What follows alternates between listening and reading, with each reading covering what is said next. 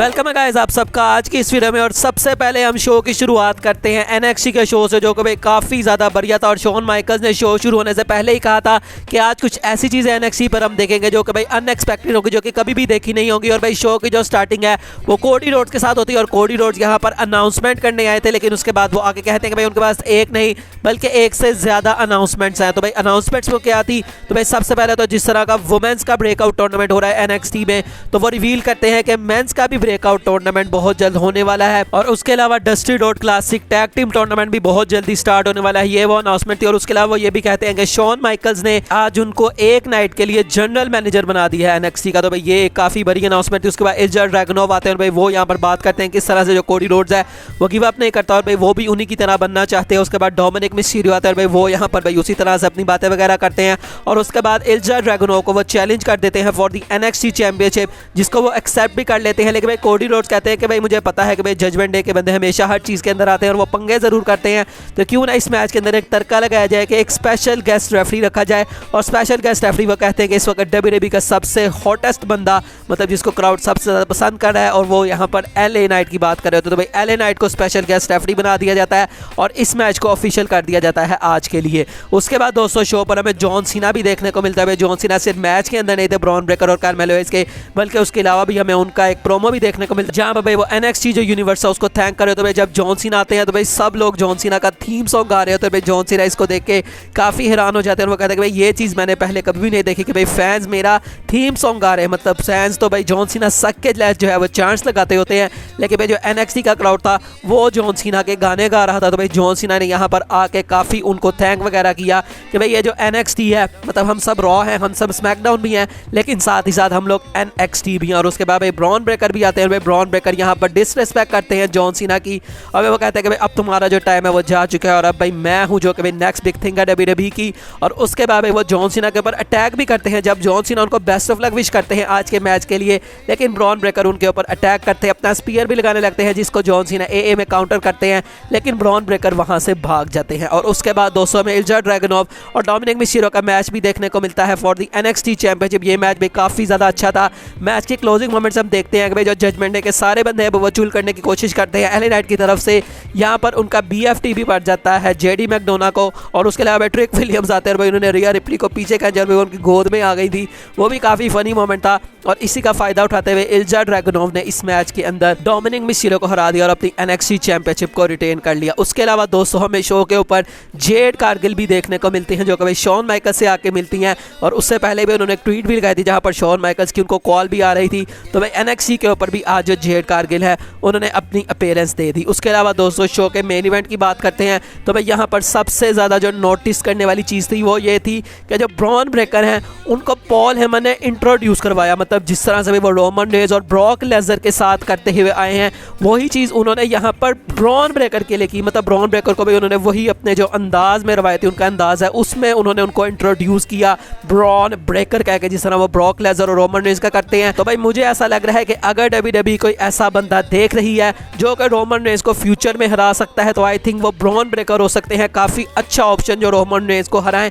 और एक चीज़ हमने ये भी नोटिस की कि भाई जो लास्ट वीक एनएक्सटी का शो था वहाँ पर ब्रॉन ब्रेकर ने best peer in the world की टी शर्ट पहनी हुई थी। भाई बेस्ट पियर वो सीधा ये रोमन रेज को कह रहे थे और पास में भी उन्होंने रोमन रेज पर शॉट ली है। तो भाई उसके बावजूद भी पॉल हेमन का आके ब्रॉन ब्रेकर की साइड पे करा होना, तो भाई कुछ ना कुछ ऐसा ज़रूर है जो कि पॉल हेमन को ब्रॉन ब्रेकर के अंदर पसंद आ गया। और फ्यूचर में हम इन चीज़ों को इस तरह से भी देख सकते हैं कि भाई जब भी ब्रॉन ब्रेकर अपना मेन रोस्टर के ऊपर डेब्यू करेगा तो भाई शायद उनको रोमन रेंज के आगे उतारा जा सकता है। और अगर डब्ल्यूडब्ल्यूई के प्लान्स हैं कि ब्रॉन ब्रेकर रोमन रेंज को हराए फॉर द अनडिस्प्यूटेड चैंपियनशिप, तो क्या पता भाई तब पॉल हेमन रोमन रेंज को बेट्रे कर दे और वो ब्रॉन ब्रेकर को लेके आए और उसके बाद ब्रॉन ब्रेकर चैलेंज करे रोमन रेंज को फॉर द अनडिस्प्यूटेड चैंपियनशिप और वो रोमन रेंज को हरा दे फॉर द अनडिस्प्यूटेड टाइटल।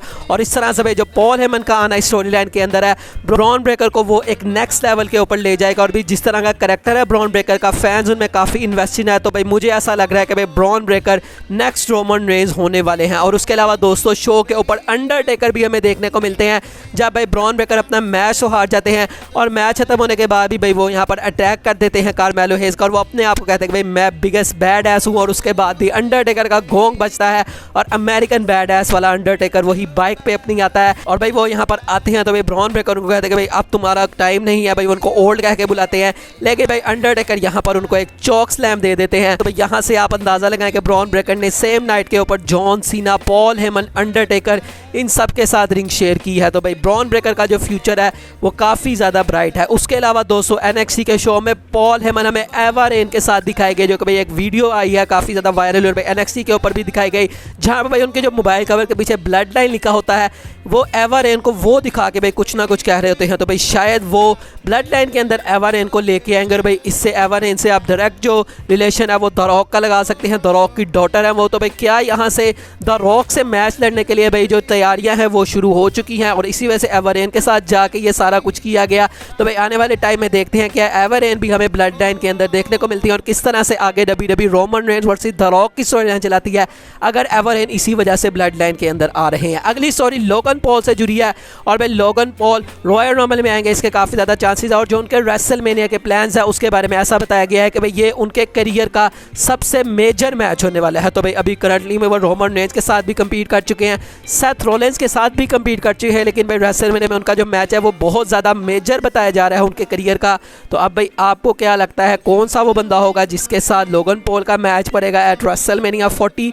आप मुझे कमेंट सेक्शन में बता सकते हैं। अगली स्टोरी की तरफ बढ़ते हैं। भाई NXT के ऑफ एयर जाने के बाद कार्मेलो हेज और अंडरटेकर ने भी मोमेंट शेयर किया और भाई रैम के एंड पे जाके जिस तरह से अंडरटेकर भाई पीछे मुड़ के देखते हैं और उसके बाद अपना जो हैंड है वो रेज करते हैं, तो भाई वो मोमेंट कार्मेलो हेज के साथ उन्होंने शेयर किया। तो भाई कार्मेलो हेज और ब्रॉन ब्रेकर ये दो ऐसे बंदे हैं जो कि इस वक्त NXT के टॉप स्टार्स हैं। दोनों ने भाई अंडरटेकर और जॉन सीना जैसे सुपरस्टार्स के साथ मतलब के NXT के शो में वो फीचर हुए। तो भाई इससे हम अंदाजा लगा सकते हैं कि भाई जिस तरह से हम इस मतलब एरा में बात करते हैं रोमन रेंज वर्सेस सेथ रोलेंस के मैच की, तो भाई आने वाले टाइम में मुझे लगता है भाई हम कार्मेलो हेज वर्सेस ब्रॉन ब्रेकर की भी एक ना एक दिन बात जरूर करेंगे। अगली स्टोरी की तरफ बढ़ते हैं और भाई NXT का शो काफ़ी ज़्यादा बढ़िया था और भाई शो शुरू होने से पहले ही मतलब शो से एक रात पहले ही बाहर लोगों ने कैंप बना लिए थे अपने। और भाई जो लाइन है लोगों की NXT के परफॉर्मेंस सेंटर के बाहर वो आप देख सकते हैं भाई कितनी लंबी यहाँ पर लाइन थी। तो भाई अब पता नहीं उसकी कैपेसिटी क्या इतनी थी भी या नहीं थी, तो भाई कैसे लोगों ने मैनेज किया और किस तरह से शो को देखा, लेकिन भाई NXT के लिए लोग काफ़ी ज़्यादा एक्साइटेड थे और भाई बाहर इतनी लंबी लाइन है जो कि आप देख सकते हैं। और भाई शॉन माइकल्स ने काफ़ी अच्छा शो को डिलीवर भी किया है। तो भाई NXT मुझे लग रहा है कि भाई इस मामले में AEW को भाई बीट करेगा। मैंने ये भी देखा था कि भाई कोडी रोड्स का जो सेगमेंट था वहाँ पर 1.3 मिलियन व्यूज़ आ रहे थे NXT के। तो अब भाई मैं काफ़ी एक्साइटेड हूँ कि ओवरऑल जो रेटिंग है वो कितनी आती है NXT की और साथ में AEW डायनामाइट की। आज की फाइनल स्टोरी CM पंक से जुड़ी है। तो भाई क्या CM पंक वापस आने वाले हैं? तो भाई रेसलिंग ब्लॉग की तरफ से एक ट्वीट आता है जहाँ पर वो बताते हैं कि भाई ये जो सिचुएशन है इस वक्त CM पंक की ये सेम वैसी ही सिचुएशन है जैसे कोडी रोड्स के साथ कि कोडी रोड ने आना था WWE के अंदर, लेकिन भाई जो लोग हैं जो डर्ट शीट्स हैं वो इसी के बारे में बात कर रही थी कि नहीं भाई जो कोडी रोड्स है भाई वो नहीं आने वाले WWE के अंदर, कोई डील साइन नहीं हुई, कोई बात नहीं हो रही। और जो WWE वाले वो कॉन्टीन्यूसली टीज कर रहे थे कि कोडी रोड WWE के अंदर आएंगे और इवेंचुअली जो कोडी रोड्स हैं वो आए भी WWE में। तो भाई उन्होंने कहा कि भाई CM पंक का भी जो सिनेरियो है वो सेम एज इट इज़ है जिस तरह कोडी रोड्स का था। और भाई CM पंक के बारे में भी अभी सब लोग ये कह रहे हैं कि नहीं भाई कोई डील साइन नहीं हुई, कोई बात वगैरह नहीं हुई, लेकिन भाई जो टीजीज है WWE की तरफ से वो कंटिन्यू है। तो भाई इससे उन्होंने तो कहा है कि भाई बहुत ज़्यादा चांसेस हैं कि CM पंक WWE में आने वाले हैं। लेकिन भाई जो बुकर टी जो कि भाई करंटली अभी NXT के शो में कमेंट्री करते हैं, तो भाई उन्होंने CM पंक का रिटर्न के बारे में क्या कहा? उन्होंने कहा कि भाई सबसे पहले तो आप जो CM पंक का करियर है उसको देखो, उसने WWE को छोड़ा नहीं था बल्कि उसको WWE से निकाला गया था। इसी तरह AEW के अंदर भी उसने छोड़ा नहीं बल्कि उसको AEW से निकाला गया था। तो भाई ऐसा बंदा जो कि हर जगह से निकाला गया हो तो भाई वो आपके प्रोडक्ट में क्या ही चीज़ ऐड कर सकता है। मतलब उन्होंने यूजलेस कहा CM पंक को कि भाई ये ऐसा बंदा है जो कि भाई फसाद पिलाता है हर जगह जाके और सब जगह से इसको निकाल दिया जाता है। तो भाई जो बंदा इस तरह का है वो क्या ही ऐड कर सकता है किसी कंपनी के लिए। तो भाई आपको क्या लगता है, आप कितना एग्री करेंगे बुकर टी की स्टेटमेंट से? आप मुझे कमेंट सेक्शन में बता सकते हैं। बाकी आज की वीडियो यही तक थी, अच्छी लगी हो तो लाइक कीजिएगा, चैनल को सब्सक्राइब कीजिएगा। मिलेंगे नेक्स्ट वीडियो में, तब तक के लिए अल्लाह हाफिज़।